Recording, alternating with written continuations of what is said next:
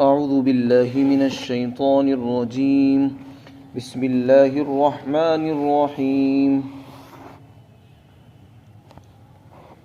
واتل عليهم نبأ إبراهيم إذ قال لأبيه وقومه ما تعبدون قالوا نعبد أصناما فنظل لها عاكفين قال هل يسمعونكم إذ تدعون أو ينفعونكم أو يضرون قالوا بل وجدنا آباءنا كذلك يفعلون قال أفرأيتم ما كنتم تعبدون أنتم وآباؤكم الأقدمون فإنهم عدو لي إلا رب العالمين الذي خلقني فهو يهدين والذي هو يطعمني ويسقين وإذا مرضت فهو يشفين والذي يميتني ثم يحيين والذي يطمع أن يغفر لي خطيئتي يوم الدين رب هب لي حكما وألحقني بالصالحين واجعل لي لسان صدق في الآخرين واجعلني من ورثة جنة النعيم واغفر لأبي إنه كان من الضالين ولا تخزني يوم يبعثون يوم لا ينفع مال ولا بنون إلا من أتى الله بقلب سليم. اور آپ ان کے سامنے حضرت ابراہیم علیہ السلام کا قصہ پڑھ کر سنائیے جس وقت انہوں نے اپنے والد اور اپنے قوم کے لوگوں سے کہا کہ تم کس چیز کی عبادت کرتے ہو؟ تو انہوں نے جواب دیا کہ ہم تو بتوں کی عبادت کرتے ہیں اور ہم انہی کے سامنے جمع بیٹھے رہتے ہیں. حضرت ابراہیم علیہ السلام نے پوچھا کیا یہ تمہاری بات سنتے ہیں جب تم ان کو پکارتے ہو، یا یہ تم کو نفع پہنچاتے ہیں یا یہ تم کو نقصان پہنچاتے ہیں؟ انہوں نے جواب دیا بلکہ ایسا تو کچھ نہیں ہے، بلکہ بات یہ ہے کہ ہم نے اپنے باپ داداؤں کو اسی طرح کرتے ہوئے پایا ہے. حضرت ابراہیم علیہ السلام نے فرمایا کیا تم نے غور کیا ان معبودوں میں جن کی تم اور تمہارے باپ دادا عبادت کرتے تھے؟ یقیناً وہ میرے دشمن ہیں سوائے رب العالمین کے جس نے مجھ کو پیدا کیا ہے اور وہی مجھے راستہ دکھاتا ہے، اور رب العالمین وہ ہے جو مجھے کھلاتا ہے اور وہی پلاتا ہے، اور جب میں بیمار ہو جاتا ہوں تو وہ مجھے شفا عطا فرماتا ہے، اور وہی مجھے موت دے گا اور وہی مجھے دوبارہ زندہ کرے گا. اور اللہ رب العالمین وہ ہے جس سے مجھے یہ امید ہے کہ وہ میرے گناہوں کو قیامت کے دن بخش دے گا. اے میرے پروردگار مجھے حکم عطا فرما اور مجھے نیک لوگوں میں شامل فرما دیجیے، اور بعد میں آنے والے لوگوں کے اندر میرا ذکر اچھائی کے ساتھ جاری رکھیے، اور نعمتوں والے باغات کے وارثین میں مجھے شامل فرمائیے، اور میرے والد کی مغفرت فرما دیجیے کہ یقیناً وہ گمراہ لوگوں میں سے ہیں، اور مجھے قیامت کے دن رسوا مت کیجیے جس دن لوگ اٹھائے جائیں گے قبروں سے، جس دن نہ مال نفع دے گا نہ اولاد اور بیٹے نفع دیں گے سوائے اس شخص کے جو اللہ کے پاس قلب سلیم لے کر آئے گا. یہاں پر اللہ تعالیٰ نے بہت سے انبیاء کرام کے واقعات کو ذکر فرمایا اور ان کی دعوت کے انداز کو ذکر کیا. اللہ تعالیٰ نے بے شمار پیغمبر دنیا میں بھیجے، اور جن قوموں کے پاس ان کو بھیجا ہے تو وہ مختلف برائیوں کے اندر مبتلا تھی، جیسے کہ آج کے انسان بھی ان برائیوں کے اندر مبتلا نظر آتے ہیں. جیسے اس زمانے میں شرک ہوتا تھا آج بھی شرک ہو رہا ہے، جیسے اس زمانے میں ناپ تول میں کمی ہوتی تھی آج بھی ہو رہی ہے، جیسے اس زمانے کے لوگوں کے معاملات ٹھیک نہیں تھے آج کے زمانے کے لوگوں کے معاملات بھی ٹھیک نہیں ہیں. تو جو پچھلی قوموں کے واقعات اللہ تعالیٰ ہمیں سنا رہے ہیں یہ بتانے کے لیے کہ دیکھو پہلے بھی یہ کام ہو چکے ہیں، اور ان کے سامنے سمجھانے والے بتانے والے پہنچے لیکن انہوں نے ان کی قدر نہیں کی، اس لیے اللہ تعالیٰ نے ایسے لوگوں کو عذاب میں مبتلا کیا. تو آنے والے لوگوں کو جو قرآن کریم کو پڑھ رہے ہیں اس امت کے لوگوں کو خطاب کیا جا رہا ہے کہ تم لوگ سمجھ جاؤ اور فرمایا نبی پاک صلی اللہ علیہ وسلم کو کہ آپ لوگوں کو حضرت ابراہیم کا قصہ پڑھ کر سنائیے۔ باقاعدہ نبی کو حکم دیا جا رہا ہے، کسی نبی کا واقعہ سنانا اس کا کوئی مقصد ہوتا ہے، تو نبی کے واقعات کو سنانے کا مقصد یہ ہے کہ تاکہ لوگ عبرت حاصل کریں کہ ہم سے پہلے کیسے کیسے لوگ گزرے ہیں اور ان کے ساتھ کیسے کیسے واقعات پیش آئے۔ حضرت ابراہیم کا کیا قصہ ہے؟ اس میں اللہ تعالیٰ فرماتے ہیں کہ حضرت ابراہیم علیہ السلام جس قوم کے اندر پیدا ہوئے وہ بت پرست قوم تھی، یہاں تک کہ ان کے والد خود بتوں کو بناتے تھے اور ان کو بیچتے تھے، فروخت کرتے تھے۔ تو حضرت ابراہیم علیہ السلام ان سے بیزار تھے۔ ایک دن انہوں نے اپنی قوم سے پوچھا دعوت دیتے ہوئے، جبکہ انہیں معلوم تھا کہ وہ بت پرستی کرتے ہیں، شرک کرتے ہیں، لیکن پھر بھی سوال کیا۔ سوال اس لیے کیا تاکہ خود ان کی زبان سے، ان کے منہ سے یہ بات نکل جائے کہ ہم بتوں کی پوجا کرتے ہیں۔ جب وہ خود اقرار کریں گے تو میں دوسرا سوال کروں گا۔ چنانچہ ان سے خود کہلوایا، پوچھا کہ تم یہ بتاؤ کس چیز کی عبادت کرتے ہو؟ انہوں نے جواب دیا کہ ہم تو بتوں کی پوجا کرتے ہیں، اور ہم تو بتوں کے پاس ہی دھرنا دیے بیٹھے رہتے ہیں، انہی سے چپٹے ہوئے اور چمٹے ہوئے بیٹھے رہتے ہیں۔ آپ نے دوسرا سوال کیا، یہ بتاؤ جب تم اپنے بتوں کو بلاتے ہو، آواز دیتے ہو، کیا وہ تمہاری بات سنتے ہیں؟ انہوں نے کوئی جواب نہیں دیا، نہ ان کے پاس اس کا جواب تھا۔ پھر پوچھا کہ یہ بتاؤ جیسے تم ان کی پوجا کر رہے ہو اور صبح سے شام تک انہی کے پاس جمے ہوئے بیٹھے ہو، تو کیا اس عبادت کرنے سے، پوجا کرنے سے تمہیں کچھ نفع فائدہ ملتا ہے؟ اس کا بھی کوئی جواب نہیں دیا۔ اچھا یہ بتاؤ اگر تم عبادت کو چھوڑ دو، بتوں کی پوجا کرنا چھوڑ دو، کیا نقصان ہوگا تمہیں؟ بت تمہاری پٹائی کریں گے یا تمہیں بجائیں گے یا کوئی مصیبت تمہارے اوپر آ جائے گی؟ ان سب باتوں کا کوئی جواب ان کے پاس نہ تو تھا اور نہ ان سے بن سکا۔ یہی حال سارے بت پرست لوگوں کا ہے۔ آپ جس مشرک سے بھی پوچھیں گے اس کے پاس ان باتوں کا کوئی جواب نہیں۔ آپ ان سے پوچھئے کیا یہ تمہاری بات سنتے ہیں؟ اس کے بعد کوئی جواب نہیں۔ کیا یہ آپ کو نفع پہنچاتے ہیں؟ کوئی جواب نہیں ہوگا۔ آپ ان سے کہو کہ اگر تم ان کو چھوڑ دو تو کیا تمہارا کچھ بگاڑ لیں گے، نقصان پہنچا سکتے ہیں؟ کسی کے پاس کوئی جواب نہیں اس کا۔ تو جیسے عام لوگوں کا، پچھلی قوموں کا جو جواب رہا ہے مشترکہ، وہی جواب انہوں نے بھی دیا۔ اور کیا کہا کہ اصل میں بات یہ ہے کہ ہم نے اپنے بڑوں کو، اپنے باپ داداؤں کو اسی طرح کرتے ہوئے پایا ہے، ہم تو ان کی بڑوں کی اتباع کر رہے ہیں، تقلید کر رہے ہیں۔ تو آج کے جو مشرک ہیں، وہ جو بتوں کی پوجا کر رہے ہیں، ان کے پاس اپنے اس پوجا کی کوئی دلیل نہیں ہے، نہ سند ہے، نہ دلیل ہے، نہ قرآن میں ہے، نہ حدیث میں، اور نہ ہی کسی آسمانی کتاب کے اندر شرک کی دلیل موجود ہے۔ اس لیے کہ شرک اللہ کو پسند ہی نہیں ہے، تو شرک کی دلیل کہاں سے آئے گی؟ اور جب آپ ان سے پوچھو گے سب یہی جواب دیں گے کہ ہم نے اپنے بڑوں کو اسی طرح کرتے ہوئے دیکھا ہے۔ تو اپنے بڑوں کو کسی عمل پر دیکھنا اور انہی کی نقل کرنا یہ کوئی دلیل نہیں ہوتی، یہ تو اندھ بھکتی کہا جاتا ہے اس کو، یعنی بغیر سوچے، بغیر غور و فکر کے، بغیر دلیل کے کسی بات کو مان لینا۔ اسلام اس بات کا حکم نہیں دیتا کہ آنکھ بند کر کے آپ ہر چیز کو مان لیں، جو بھی آپ کو دکھا آپ نے اس کو مان لیا۔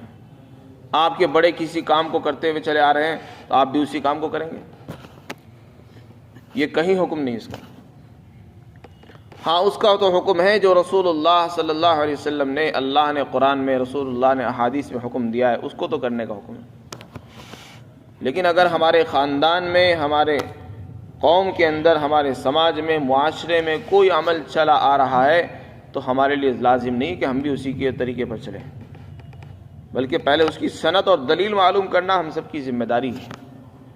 کیا پتہ کہ وہ اپنی مرضی سے چلا رہا ہو سکتا ہے کسی نے کوئی بدعت ایجاد کی ہو سکتا ہے وہ سنت کے خلاف ہو سکتا ہے اللہ کے حکم کے خلاف ہو۔ تو ہر مسلمان کی ذمہ داری ہے کہ وہ تحقیقات کرے، معلومات کرے۔ آج مسلمان اتنا کمزور ہو گیا دین کے معاملے میں کہ نہ تو وہ دین پر عمل کرنا چاہتا ہے، اور اگر کوئی عمل وہ کرنا بھی چاہتا ہے تو اس کے بارے میں تحقیقات نہیں کرتا۔ بس جیسا دیکھتا ہے اسی طرح کرنا شروع کر دیتا ہے۔ ہمارے دوست اس طرح کرتے تھے، ہم بھی اسی طرح کرنے لگے، ہمارے بڑے اس طرح کرتے تھے، ہم بھی وہی کر رہے ہیں۔ تو بڑے کوئی دلیل نہیں ہے، اصل چیز قرآن اور حدیث ہے۔ اللہ نے ہمیں کیا حکم دیا ہے اس کو معلوم کرنا ہر مسلمان کی ذمہ داری ہے۔ رسول اللہ ہمیں کون سا طریقہ دے کر گئے ہیں، رسول اللہ صلی اللہ علیہ وسلم نے جو ہمیں شریعت اور لائحہ عمل دیا ہے وہ روز روشنی کی طرح چمکدار ہے، اس میں کوئی اندھیرا نہیں ہے۔ ایسا نہیں کہ کوئی اس کو جان نہیں سکتا، پہچان نہیں سکتا، ہر آدمی اس کو پہچان سکتا ہے۔ تو اس لیے ہم سب کی ذمہ داری ہے۔ اس میں جو فرمایا کہ ہم نے اپنے بڑوں کو اسی طرح کرتے ہوئے پایا، یہ مسلمان کے لیے یہ جواب مناسب نہیں ہے کہ مسلمان بھی یہ بات کہے کہ ہم نے تو اپنے بڑوں کو اسی طرح کرتے پایا۔ یہ تو ان کی شرک کی دلیل ہوئی، شرک کی بات ہے۔ مسلمان اگر کسی بدعت میں مبتلا ہوں، کسی غلط کام میں مبتلا ہوں، اور اس عمل کے بارے میں جب ان سے پوچھا جائے تو وہ یہ جواب دیں کہ ہم نے تو اسی طرح کرتے ہوئے دیکھا، ہمارے یہاں تو اسی طرح چلتا آ رہا ہے، تو یہ کوئی دلیل نہیں ہے، یہ تو جہالت ہے۔ پھر حضرت ابراہیم علیہ السلام نے جب دیکھا کہ یہ تو اندھی تقلید کر رہے ہیں تو ان سے پوچھا کہ تم اور تمہارے بڑے جن بتوں کی، پتھروں کی عبادت کرتے ہوئے چلے آ رہے ہو، کیا تم نے کبھی اس کے بارے میں غور کیا؟ تمہیں غور کرنا چاہیے تھا۔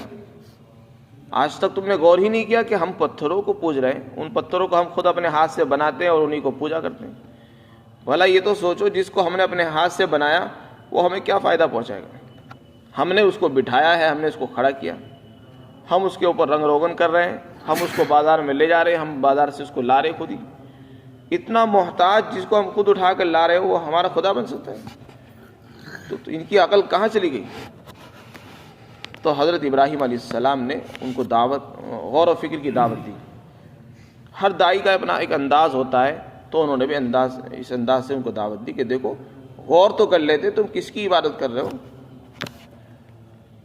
پھر آگے فرمایا کہ ہم یہ سب میرے دشمن ہیں، جن کی تم عبادت کرتے ہو وہ بھی اور تم بھی، یہ سب میرے دشمن ہیں۔ پھر آگے فرمایا سوائے رب العالمین کے۔ رب العالمین کون ہے؟ جس نے تمام جہانوں کو پیدا کیا، اس کا تعارف فرمایا اور یہ بتایا کہ دیکھو یہ تو تمہارا معاملہ تھا، اس سے مجھے دشمنی ہے اور یہ میرے دشمن ہے، میں ان کو پسند نہیں کرتا، نہ شرک کو پسند کرتا ہوں نہ شرک والوں کو پسند کرتا ہوں۔ میں تو توحید پرست ہوں، میں ایک اللہ کو مانتا ہوں، اور ہر ایمان والے کا کام یہ ہے کہ ایک ہی اللہ پر ایمان رکھے، اسی سے مانگے، اسی کو مانے، اسی کی عبادت کرے۔ تو حضرت ابراہیم علیہ السلام نے دیکھو پہلے تو ان سے سوالات کیے اور ان کے موقف کو کمزور بتا دیا اور پھر اپنا موقف پیش کیا۔ یہی ہر داعی کا انداز ہونا چاہیے کہ جب دعوت دے کسی کو تو پہلے اس سے معلومات کرے کہ تم کیا کرتے ہو۔ پھر حضرت ابراہیم علیہ السلام نے اپنے خدا کا تعارف پیش کرایا کہ دیکھو میرا خدا کون ہے اور خدا بننے کے لائق کون ہونا چاہیے، خدا میں کون کون سی صفات ہونی چاہیے۔ یوں ہی کسی کو خدا نہیں بنایا جاتا۔ خدا کوئی ایسی چیز نہیں کہ جہاں سے اٹھایا لے لیا، بازار میں سے لے لیا۔ خدا تو وہ ہوتا ہے جس کے اندر وہ صفات ہوتی جو کسی اور میں ہو ہی نہیں سکتی۔ نمبر ایک سب سے پہلی صفت یہ ہوتی ہے کہ وہ خالق ہوتا ہے، پیدا کرنے والا ہوتا ہے۔ یہ بتاؤ انہوں نے کیا پیدا کیا؟ میرا خدا تو وہ ہے جس نے پیدا کیا ہے، مجھے بھی بنایا اسی نے اور تم کو بھی بنایا اسی نے۔ انہوں نے کیا پیدا کیا؟ دوسری بات یہ بتائی وہی مجھے راستہ بھی دکھاتا ہے، یہ اس کی شان ہوتی ہے۔ خدا وہ ہوتا ہے جو راستہ دکھاتا ہے۔ یہ بتاؤ تمہارے بت کیا راستہ دکھاتے تم کو؟ تو ایک ایک بات سے ان کی بات کو کاٹ دیا۔ پھر فرمایا کہ میرا خدا کون ہے؟ میرا خدا وہ ہے جو مجھے کھلاتا ہے، جو مجھے پلاتا ہے، جب میں بیمار ہو جاتا ہوں تو مجھے شفا بخشتا ہے، اور مجھے وہی موت دے گا اور پھر دوبارہ قبر سے مجھے وہی اٹھائے گا، اور مجھے اپنے خدا سے یہ امید ہے کہ وہ میرے گناہوں کو قیامت کے دن بخش دے گا۔ یہ اس طریقے سے اپنے خدا کا تعارف کرا۔ اس سے پتہ چلا کہ داعی کو اپنے خدا کا تعارف بھی کرانا چاہیے، اور جو لوگ خدا کو چھوڑ کر دوسروں کی پوجا کر رہے ہیں ان کی حقیقت بھی ان کے سامنے کھول دینی چاہیے کہ وہ خدا بننے کے لائق نہیں ہے، کیونکہ ان کے اندر وہ صفات نہیں جو خدا کے اندر ہونی چاہیے۔ ایک خدا کے اندر کون کون سی صفات ہونی چاہیے وہ ان کو بتانا ضروری ہے. اس لیے لوگوں کے سمجھ میں نہیں آ رہا کہ شرک کیا چیز ہے, شرک غلط کیوں ہے, لوگ شرک کو برا نہیں سمجھ رہے ہیں. پھر حضرت ابراہیم علیہ السلام کی دعاؤں کا ذکر فرمایا. حضرت ابراہیم علیہ السلام کا یہ قصہ جو ہے قرآن میں متعدد مقامات پر آیا ہے, مختلف موقعوں پر مختلف انداز سے ذکر کیا گیا. یہاں پر ان کی دعا کا ذکر ہے. حضرت ابراہیم علیہ السلام کو ان کے والد نے دھمکیاں بھی دی, لئن لم تنتہی لأرجمنک, اگر تم باز نہیں آئے تو میں تمہیں رجم کروں گا, سنسار کر دوں گا, یہاں تک کی دھمکی دی. پھر حضرت ابراہیم علیہ السلام نے فرمایا تھا کوئی بات نہیں, مجھے آپ چھوڑ دیجیے, اور وہ سلام کہہ کر وہاں سے نکل گئے تھے اور اپنے ملک کو چھوڑ کر دوسرے علاقے میں چلے گئے. حضرت ابراہیم علیہ السلام نے کچھ دعائیں فرمائی تھی, ان دعاؤں کا یہاں پر بیان ہے. پہلی دعا یہ فرمائی کہ میرے پروردگار مجھے حکم عطا فرما. حکم کے کیا معنی ہے؟ حکم کے معنی ایک لکھے ہیں مفسرین نے, حکم کے معنی حکمت, یعنی مجھے علم عطا فرما, حکمت اور دانائی عطا فرما, جس سے میں تمہارے آپ کو پہچان سکوں اور اللہ کے احکام پر عمل کر سکوں. اور حکم کے معنی نبوت کے بھی ہوتے ہیں, حکم کے معنی حکمت کے بھی آتے ہیں. دوسری دعا یہ فرمائی کہ اللہ مجھے نیک لوگوں میں شامل فرما, صالحین کے اندر. صالح وہ آدمی کہلاتا ہے جو نیک ہو, اللہ اس سے راضی ہو اور وہ اللہ کے حکموں پر چلنے والا ہو. صالح وہی ہو سکتا ہے جو اللہ کی مرضیات پر چل رہا ہو, اس کی ہر چیز اللہ کے حکموں پر لگ رہی ہو, وہ نیک کہلاتا ہے. تو فرمایا مجھے نیک لوگوں میں مجھے بھی شامل فرما دے, میں نیک نہیں ہوں لیکن مجھے نیک بنا دے. پھر تیسری دعا یہ فرمائی کہ بعد میں جو لوگ آئیں ان کے اندر میرا ذکر اچھائی کے ساتھ ہو. میں چلا جاؤں گا دنیا سے, میرے بعد اور دوسرے انبیاء آئیں گے, ان کی قومیں آئیں گی, جب وہ میرا ذکر کریں تو میرا ذکر خیر کے ساتھ کریں, اچھائیوں کے ساتھ کریں, کہ ہاں ہم سے پہلے ایک نبی گزرے اور وہ ایسے تھے, وہ ایسے تھے. اس سے پتہ چلا کہ آدمی کو اپنے بعد ذکر خیر کی تمنا کرنا اور آرزو کرنا لوگوں میں یہ کوئی بری چیز نہیں ہے, اس کے بلند مقام کے خلاف نہیں ہے. آدمی ویسے تو عمل کرے صرف اللہ کے لیے, عبادت کرے صرف اللہ کے لیے, نماز پڑھے تو اللہ کے لیے, لیکن اگر اس کی یہ آرزو ہو کہ اگر میرا کہیں ذکر ہو میرے چلے جانے کے بعد, یا لوگوں میں میرا چرچا ہو, تو لوگ میرا ذکر خیر کے ساتھ کریں, برائی کے ساتھ نہ کریں, تو یہ کوئی آرزو بری چیز نہیں ہے, اچھی چیز ہے. حضرت ابراہیم علیہ السلام نے بھی دعا فرمائی تھی کہ اللہ میرا ذکر خیر ہو. چنانچہ حضرت ابراہیم علیہ السلام دنیا سے جا چکے, ان کے بعد جو انبیاء تشریف لائے انہوں نے بھی اور ان کی قوموں نے بھی حضرت ابراہیم کو عزت کے ساتھ یاد کیا ہے. اور آج بھی جب بھی لوگ ان کو یاد کرتے ہیں, سبھی ان کو عزت کے ساتھ یاد کرتے ہیں اور خیر کے ساتھ ان کا تذکرہ ہوتا ہے. اور یہ واحد نبی ہیں جن کو سبھی لوگ مانتے ہیں, اپنا بڑا تسلیم کرتے ہیں. یہودی بھی اپنا بڑا مانتے ہیں, عیسائی بھی اپنا بڑا مانتے ہیں, اور مسلمان بھی ان کو اپنا بڑا تسلیم کرتے ہیں. ان پر سب کا اتفاق ہے. دوسرے انبیاء میں اختلاف کرتے ہیں, لیکن حضرت ابراہیم علیہ السلام کی سبھی عزت کرتے ہیں. یہ ان کی دعاؤں کا صلہ ہے, جو انہوں نے دعا کی تھی اللہ نے ان کو یہ صلہ دیا کہ اب رہتی دنیا تک جب بھی ان کا ذکر ہوتا رہے گا, لوگ ان کو اچھائیوں کے ساتھ, خیر کے ساتھ, بھلائی کے ساتھ یاد کرتے رہیں گے.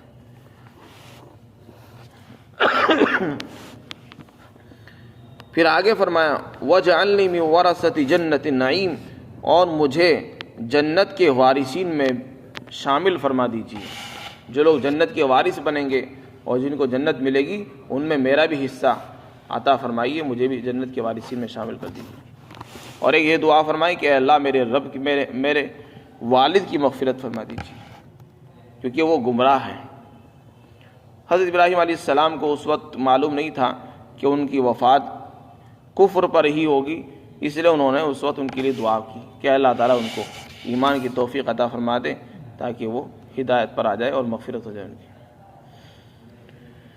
وَلَا تُخْزِنِي يَوْمَ يُبْعَثُونَ, ایک دعا یہ فرمائی کہ قیامت کا جب دن ہو, جس دن لوگ قبروں سے مردے اٹھ رہے ہوں گے, اس دن سارے اولین اور آخرین میدان حشر کے اندر جمع ہوں گے, تو اس دن اے میرے پروردگار مجھے رسوا مت کریے گا. سارے انسانوں کے سامنے میری رسوائی ہو، یہ میں نہیں چاہتا ہوں۔ حدیث پاک کے اندر آتا ہے کہ حضرت ابراہیم علیہ السلام کی قیامت کے دن اپنے والد سے ملاقات ہوگی، اور وہ کہیں گے کیا میں نے تم کو نہیں کہا تھا کہ تم میری بات مان لو؟ تو ان کے والد کہیں گے کہ حکم دو، جو تم کہو گے میں کروں گا۔ اس کے بعد وہ اللہ رب العزت سے عرض کریں گے، اللہ کی بارگاہ میں کہیں گے اے میرے پروردگار، کیا آپ نے مجھ سے وعدہ نہیں فرمایا تھا کہ میں تمہیں رسوا نہیں کروں گا؟ اور آج میں دیکھ رہا ہوں کہ میرا والد ہلاک ہونے والا ہے، جہنم میں جا رہا ہے، تو اس سے بڑی رسوائی اور کیا ہو سکتی میرے لیے کہ میں نبی ہوں، میں جنت میں جا رہا ہوں اور میرا باپ جہنم میں جانے کو تیار ہے؟ تو یہ تو میرے لیے رسوائی کا اور بے عزتی کا مقام ہے۔ اس کے بعد اللہ تعالیٰ کی طرف سے ارشاد ہوگا کہ میں نے کافروں پر جنت کو حرام قرار دیا ہے، تمہارا باپ کافر ہے اس لیے میں نے ان پر جنت کو حرام قرار دیا ہے۔ اس کے بعد حضرت ابراہیم علیہ السلام کو حکم ہوگا کہ آپ اپنے پاؤں کی طرف دیکھیے، چنانچہ وہ اپنے نیچے کی طرف دیکھیں گے اور انہیں ایک بالوں سے بھرا ہوا ایک بجو نظر آئے گا جو گندگی کے اندر آلودہ ہوگا، ملوث ہوگا، اور اللہ تعالیٰ کی طرف سے ارشاد ہوگا کہ یہی تمہارا باپ ہے، اور پھر اس کے پاؤں پکڑ کر جہنم میں ڈال دی جائے گا۔ غرض یہ ہے کہ اللہ تعالیٰ نے ان کو رسوائی سے اس طریقے سے بچایا کہ ان کے باپ کی شکل کو ہی مسخ کر دیا، مٹا دیا، اور ان کو ایک جانور کی شکل دے دی جائے گی جس کو کوئی پہچان بھی نہیں سکے گا کہ یہ فلاں کا باپ ہے۔ تو اس طریقے سے اللہ نے ان کی دعا قبول فرمائی اور ان کو قیامت کے دن کی رسوائی سے بچا لیا، چنانچہ ان کو جہنم میں ڈال دیا جائے گا۔ علماء نے لکھا ہے کہ جیسے ہم لوگ جنت کی دعا کرتے ہیں، اسی طرح قیامت کے دن کی جو رسوائی ہے وہ بھی ایک الگ چیز ہے۔ انسان جنت میں جائے گا لیکن اس سے پہلے رسوائی ہو سکتی ہے، معلوم نہیں کسی کی وجہ سے رسوائی ہو جائے۔ ایک انسان جنت میں جا رہا ہے اور اس کے والد جہنم میں جا رہے ہیں، ایک انسان جنت میں جا رہا ہے اور اس کا بیٹا جہنم میں جا رہا ہے، تو معلوم نہیں کس کی وجہ سے رسوائی کا سامنا کرنا پڑ جائے۔ تو اللہ سے یہ بھی دعا کرنی چاہیے کہ اللہ قیامت کے دن کی رسوائی سے ہمیں محفوظ فرما۔ جو حضرات اپنے بیٹوں کے مالدار ہونے کے پیچھے اور ان کو مالدار دیکھنے کے پیچھے ساری زندگی لگا دیتے ہیں، نہ آخرت کی فکر کرتے ہیں اور نہ اللہ کے حکموں کی پرواہ کرتے ہیں، ایسے لوگوں کے متعلق فرمائے قیامت کے دن وہ دن ہوگا جس دن نہ مال نفع دے گا اور نہ بیٹے کام آئیں گے۔ جو لوگ مال کو سب کچھ سمجھ بیٹھے ہیں، جو لوگ اپنے بیٹوں کو سب کچھ سمجھ رہے ہیں کہ بس بیٹے ہی ہمیں جنت میں داخل کروائیں گے، ایسے لوگوں کے متعلق فرمایا کہ اس دن بیٹے کام نہیں آئیں گے، نہ اس دن مال کام آئے گا۔ اس سے اشارہ فرما دیا کہ مال کو سب کچھ سمجھ لینا اور اس کے پیچھے سب کچھ قربان کر دینا یہ بے وقوفی ہے، اور اپنے بیٹوں کو خوش کرنے کے لیے، ان کو خوشحال رکھنے کے لیے دن بھر ان کے لیے تگ و دو میں لگے رہنا اور دوڑتے رہنا یہاں تک کہ اللہ کا حکم بھی چھوٹ جائے، یہ عقل مندی نہیں ہے، یہ بے وقوفی ہے۔ اس لیے کہ قیامت کے دن نہ مال کام آئے گا نہ بیٹے کام آئیں گے۔ کتنے حضرات وہ ہیں جو اللہ کے حکموں کے خلاف کرتے ہیں اور حرام مال کماتے ہیں۔ حرام مال تو پکڑ کا ذریعہ بنے گا ہی، وہ حلال مال جو ہم نے کمایا لیکن اس حلال مال سے اللہ کے واجب اور اس کے فرائض پورے نہیں کیے، وہ بھی ہمارے لیے وبال بن سکتا ہے۔ ہم اس خوش فہمی میں مبتلا نہ ہو کہ ہم حلال کما رہے ہیں۔ بعض مرتبہ حلال کمانے کی وجہ سے انسان بہت سے فرائض کو چھوڑ رہا ہے، واجبات کو چھوڑ بیٹھا ہے، حقوق کو چھوڑ دیا اس نے، اور کہہ رہا ہے کہ میں تو حلال کما رہا ہوں۔ حلال کمانا اسی وقت مفید ہوگا جب کہ اللہ کے حکم بھی پورا ہوتے ہوں۔ اگر اللہ کے حکم چھوٹ رہے ہوں تو پھر وہ حلال مال بھی ہمارے لیے پکڑ کا ذریعہ بن جائے گا۔ اسی طرح حلال مال تو کمایا لیکن اس کو نافرمانیوں میں خرچ کر دیا تو وہ ہمارے لیے پکڑ کا ذریعہ بن جائے گا۔ اس دن مال کام نہیں دے گا۔ نہ بیٹے کام دیں گے۔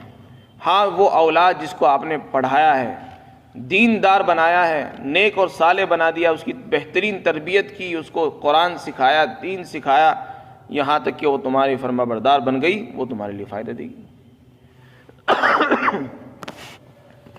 اس لیے فرما الا من اتى اللہ بقلب سلیم، ہاں مگر جو قلب سلیم کے ساتھ اللہ کے پاس پہنچے گا بس وہ تو فائدہ دے گا، ورنہ کوئی اولاد اور مال نفع نہیں دے گی۔ جس کا دل بالکل صحیح سالم ہوگا ہر چیز سے، وہ کام دے گا۔ اللہ تعالی ہم سب کو عمل کی توفیق عطا فرمائے۔